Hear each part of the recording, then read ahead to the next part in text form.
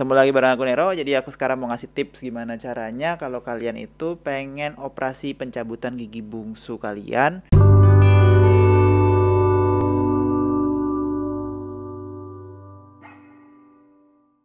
yang sering bikin kalian pusing, yang sering bikin kalian misalnya sakit gigi kalau kalian lagi stres. Jadi ada cara yang gratis. Kalau kalian lihat di YouTube di luar sana itu kan kalian sering lihat kayak Aukarin atau banyak lah seleb-seleb lain yang nge-share caranya dengan bayar dan rumah sakitnya tuh ya nggak murah gitu. Kalau di sini aku kasih tahu cara yang gratis.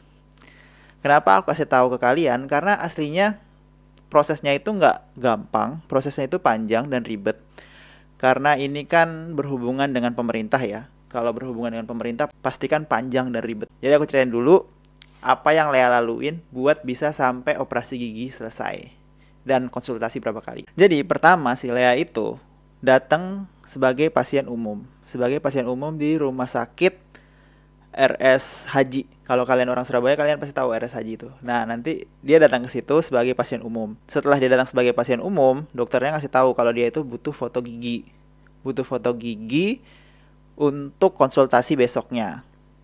Dan kalau bisa si Lea harus udah menyerahkan surat rujukan dari puskesmas supaya bisa ikut BPJS. Pertama si Lea itu langsung foto, tapi karena rumah sakit itu fotonya foto panoramik buat giginya itu rusak alatnya, jadi dia langsung ke lab bayar 200.000.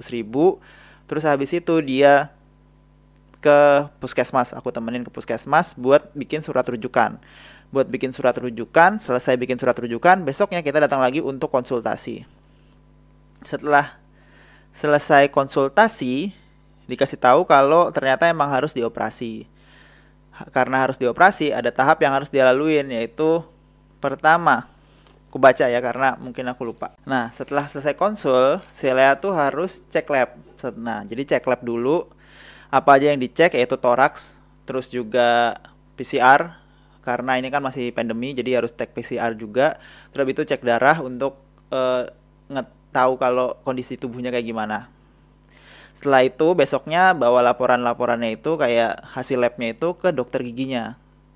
Setelah bawa surat-surat itu ke dokter giginya tuh suruh kamu konsultasi sama dokter anestesi. Karena kemungkinan melibatkan, karena di gigi ya, kalau di bagian bawah badan itu bisa, katanya sih aku waktu itu dengar, katanya bisa untuk sebagian. Tapi karena ini operasinya di atas kepala, jadinya bius total. Terus setelah konsul ke anestesi, nanti anestesi ngasih tahu kita harus ke admisi. Dari admisi itu kita dikasih tahu, admisi itu jadi kayak tempat kamu untuk daftar buat jadwalin operasi. Nah, dari situ kita tahu nih dokter anestesinya, terus dokter bedah mulutnya itu bisa kapan ada jadwal bareng yang klop buat kita operasi. Setelah jadwal kita dapat, waktu itu kita selisih 3 minggu ternyata dari masa itu. Waktu itu sakit banget kan. Sakit banget sampai pas mau operasi itu udah gak sakit lagi karena saking lamanya. Terus kita operasinya itu sebelum operasi kita harus PCR juga. Jadi PCR yang aku maksud tadi itu 2 hari sebelum operasi PCR. Terus habis itu kita dapat surat kalau negatif gitu kan. Kalau negatif amin. Kita bawa ke admisi, nanti di admisi dibolehin untuk rawat inap.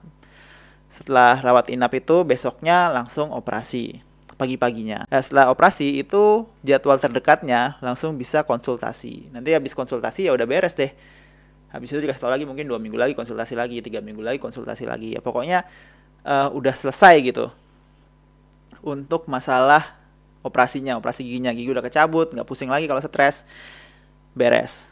Nah, ada yang Lea keluarin di awal itu kayak harus daftar umum dulu kan untuk bisa dapat akses operasi.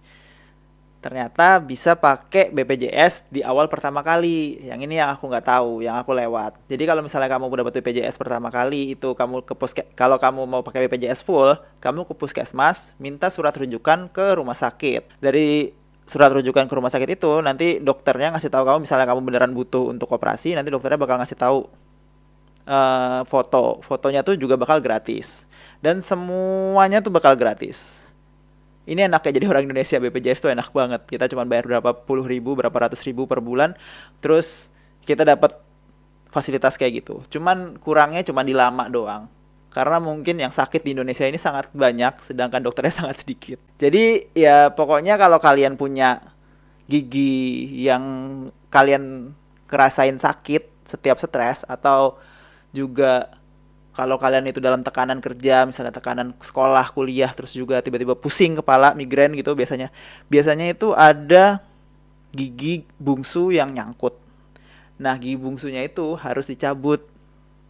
Setelah gigi bungsunya itu dicabut, kalian itu bakal lega karena stres-stres yang akan datang, kalian tuh fokus bisa buat nyelesain masalah kalian dibandingin kalian mikirin sakit giginya. Jadi kayak 1 bulan ini aku ngerencanain sampai si Lea ngerencanain sampai cabut gigi sampai selesai, itu worth it banget karena seumur hidup dia nggak perlu cabut gigi lagi kayak gitu.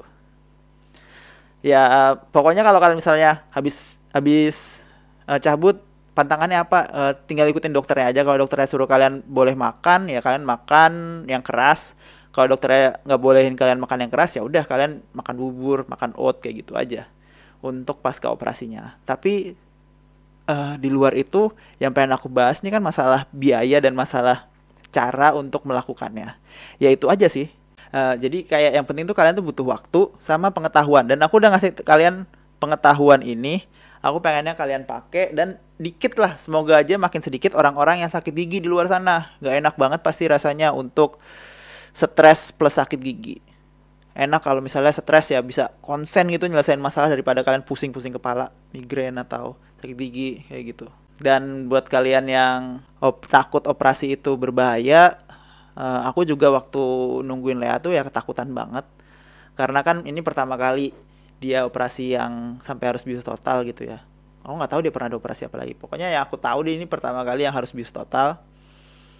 Aku ketakutan karena sebelum itu aku baca-baca kayak bius total bisa A, bisa B, bisa C, tapi insya Allah ya yang aku lihat di situ dokternya sangat profesional. Sebelum sebelum operasi kita juga udah dikasih tahu resikonya apa, dan setelah operasi dikasih tahu bakal terjadi apa. Jadi semua ketakutan bisa terukur. Keputusan itu ya ada di kalian lah pokoknya. Udah jelas kan ya. Kalau kalian misalnya masih bingung gimana nih caranya A, caranya B, caranya C, ini orang jelasinnya nggak jelas banget, tapi mungkin aku bisa jelasin lebih baik di tulisan ya. Terus kalian bisa tanya di komen, nanti aku coba ketikin tahap-tahapnya apa aja gitu, dan aku harap sih bisa bantu kalian semua supaya kalian itu bisa bebas dari sakit gigi yang sangat menyiksa itu. So, bye-bye.